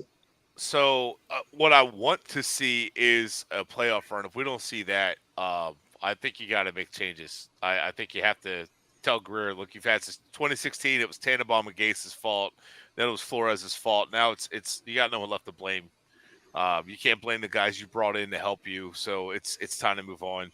And then, like you said about his GM needing his own coach, I like McDaniel, but it'd be time to move on and just start philosophy top to bottom. Everybody agree, a philosophy that can roll over from coach to GM. It's already built and ingrained. But I really see this team winning 9 to 10 games. Originally think I had 11. Seeing the final 53 as of right now, it's not set in stone. They are going to make changes. Every team's going to make some differences. I think this team is at best 11 wins. I think they're probably going to go about 9 wins, 9 to 10. I think they win. I think they go to the playoffs. But I really feel like it's a one and done situation. I hope not. Yeah. I hope not either. But Yeah, I because hope not either, man. I do I think hope- they have a better chance of winning this division than people give them credit for. And the reason I say that is because the Bills are taking a step back. The losing Frazier's going to hurt. Losing Edmonds hurts. Their Yeah. defense still has some talent. They still have depth on the defensive line. And McDermott They don't doesn't have depth at wide receiver. They don't have Yeah, depth. they don't have depth of receiver. The dig situation's weird. The offensive line's inconsistent. No run game. I mean, I know they got Cook, but is James Cook going to do? Is he going to be like his brother? Or is he going to? We don't know yet. So the Bills are a big question. Josh Allen's phenomenal, but I think the Dolphins can compete for the division. Well, We love Brett. Honestly, We love Brett. I think 10 wins. You don't like Brett anymore? Damn. Yeah. 10, That was 11 wins could win this division. I could see all 4 teams splitting. Do you feel the same way if Ramsey was in the lineup? If Ramsey was in the lineup, I'd feel a little bit better because I feel like the defense. Rob, you need to go. Make a couple more I'm going to plays. leave, but Evan, you can close everything out. Yeah, we're so. going to go 5 more minutes because we want to give a break before. I got to go. I got dogs and wives Okay, calling brother. me saying I'm past my Wives? time doing my Wives? Yeah. Just 2 wives? Wives? You said wives. Well, one dog and one wife. It just sounds. All of our wives are calling Rob, blaming him for why we're still on here. Yeah, exactly. I know. My wife doesn't care. My wife doesn't care. All right. Later, All right, guys. Rob. Thank Thanks you, for Rob. everybody. I appreciate it, Rob. Hey, Yeah, thanks for your later. positivity. Yeah. Thanks for your Later, positivity, man. Scotty. All right, brother. Thank you. Yeah. I think 10, 11 wins could win the division. I don't know. I don't know what the Jets are going to be. You think 10, 11 wins can win a division? I Is that think what you so. said? They're going to beat each other because they're Really? going to beat each other. Yeah, I really think the Wow. division's going to. It could be like the NFC West. I think they should just be fighting each other. Or, I mean, who knows? Right. I mean, everything could fall apart for the Jets and Dolphins and fall in line for the Yeah. Bills. And, who Hope knows? not. It's. I mean, we've seen this stuff before. It was that's going to be a great division. Next thing they're like, ew, a 7-9 team won that division. So, Yeah, Right. I remember. I know, Evan, you said 11-6, right? Was that your? I was You're 11-6, and I'm still in that area, but that's Yeah, if me everything too. goes perfect. Like that's literally if everyone stays Mm. upright. I'm going to say this. Wow. I will take a 9-win and playoff run, a 9-win season and playoff run Sure. over an 11-win season and a one and done. Yeah, for sure. If that makes Oh, sense. yeah. So like, Yeah, because yeah, I mean, yeah. if you go 9 wins and say Tua got banged up, Hill got banged up, they missed a Right. couple games, and then they all come back, Ramsey comes back, and all of a sudden they like win in December. I would much rather have a couple losses early in the season and then start to get better at the end and just make a run in December. Which this year we got Buffalo in Miami in December. We Or at have the end all of our the year. games in December. That's right. We're playing, Yeah, we're playing yeah, 4 yeah. or 5 games in December in Miami. Right, Yeah, so Miami that's has right. no excuses this year, No man. So it's like excuse. No. there's no like, No. and hey, we played Buffalo well last year in December, and I wish I Yeah. could credit that game more if it was for 3 losses that were ugly in a row. But Yeah. dude, that's big getting Buffalo at the end of the season in Miami. That's so much better than getting them in December. So I can see a Yeah. back and forth there, and I think I would rather see them like go on a run at the end of the year rather than what they did last year. So hopefully Tua stays healthy, then we get a good evaluation of him. Yeah. And don't sleep on the trade deadline. We really could see, we still could readdress this Jonathan Taylor. Or Nick Bosa is being reported to be, so there's been rumors flying around that he's getting traded to an AFC team. Hey, You if I'm think we Greer, want? Do we need a Nick Bosa though? No. I would take Nick Bosa. You take him? I would- Anyone would take Nick I'll tell you Bosa. this now. I would trade I'm just Phillips asking. for Bosa. Yeah. Huh? I'd trade Phillips right now for Bosa. Really? Yeah. One's established. Why? I mean, I know Nick Bosa is great, but he was hurt last year, right? Yeah, but I know what I'm getting at Nick Bosa, and he's already established. He's already a Yeah, beast. He's only Good 25. point. That's a He's a good better point. pass rusher, better against the run, stronger. He's definitely a better pass rusher. he's yeah, for healthier than sure. his brother. So yeah, I would definitely take him over Phillips. Phillips, fans need to slow down on him a little bit. He's good. He's talented. He's had 15 and a half sacks in his career, 2 years. That's good. However, he needs to work a lot of his technique. In preseason, it's something I see too much. He's trying to attack the inside shoulder of the tackle because it's the easy way. Sometimes it works, sometimes it doesn't. Against a guy like Trevor Lawrence, you don't lose your outside contain without having someone to fill. He lost his outside contain, went in, and Lawrence was able to just roll out with the ease and throw it. Against a Tom Brady or a statue in the pocket, yeah, you could do that. But to close it outside, yeah, you want the quickest line. I'm not saying go around, but sometimes you got to fight through that block. So that's something he needs to work on. But his hand technique is why he doesn't fight through the blocks. Right. All right. All right. Yeah, I think we're about ready to close out, Evan. Yeah. Guys, before you in the chat there, please before you leave the chat, please go ahead and hit that like button. We're almost up to 1,000, and I forgot to say this today, but please, if you're new to the channel, like, subscribe, share with your friends, your families, and your neighbors. Guys, I really appreciate you coming on tonight. Pleasure. Evan, I appreciate you always. Britt, I like you on here, and I like your analysis. I appreciate it. He's my mentor. Yeah, there you go. He's all our mentor. And according to Scotty, I don't know anything. So where do you think we learned everything? And I said, and that's why I had Britt on here. So I'm learning. Yeah, I'm learning. We're all learning. I learned right? from guys who have coached and played. So yeah. I'm only kidding, Scotty. I'm only kidding, Scotty. It's not my info. I just share it. Yeah, absolutely. Absolutely. So I appreciate it, guys, for coming on, and appreciate everyone in chat. We like you guys, and we'll do this again next week, next Tuesday. So appreciate it. And remember, Dolphins #1, baby. Dolphins #1.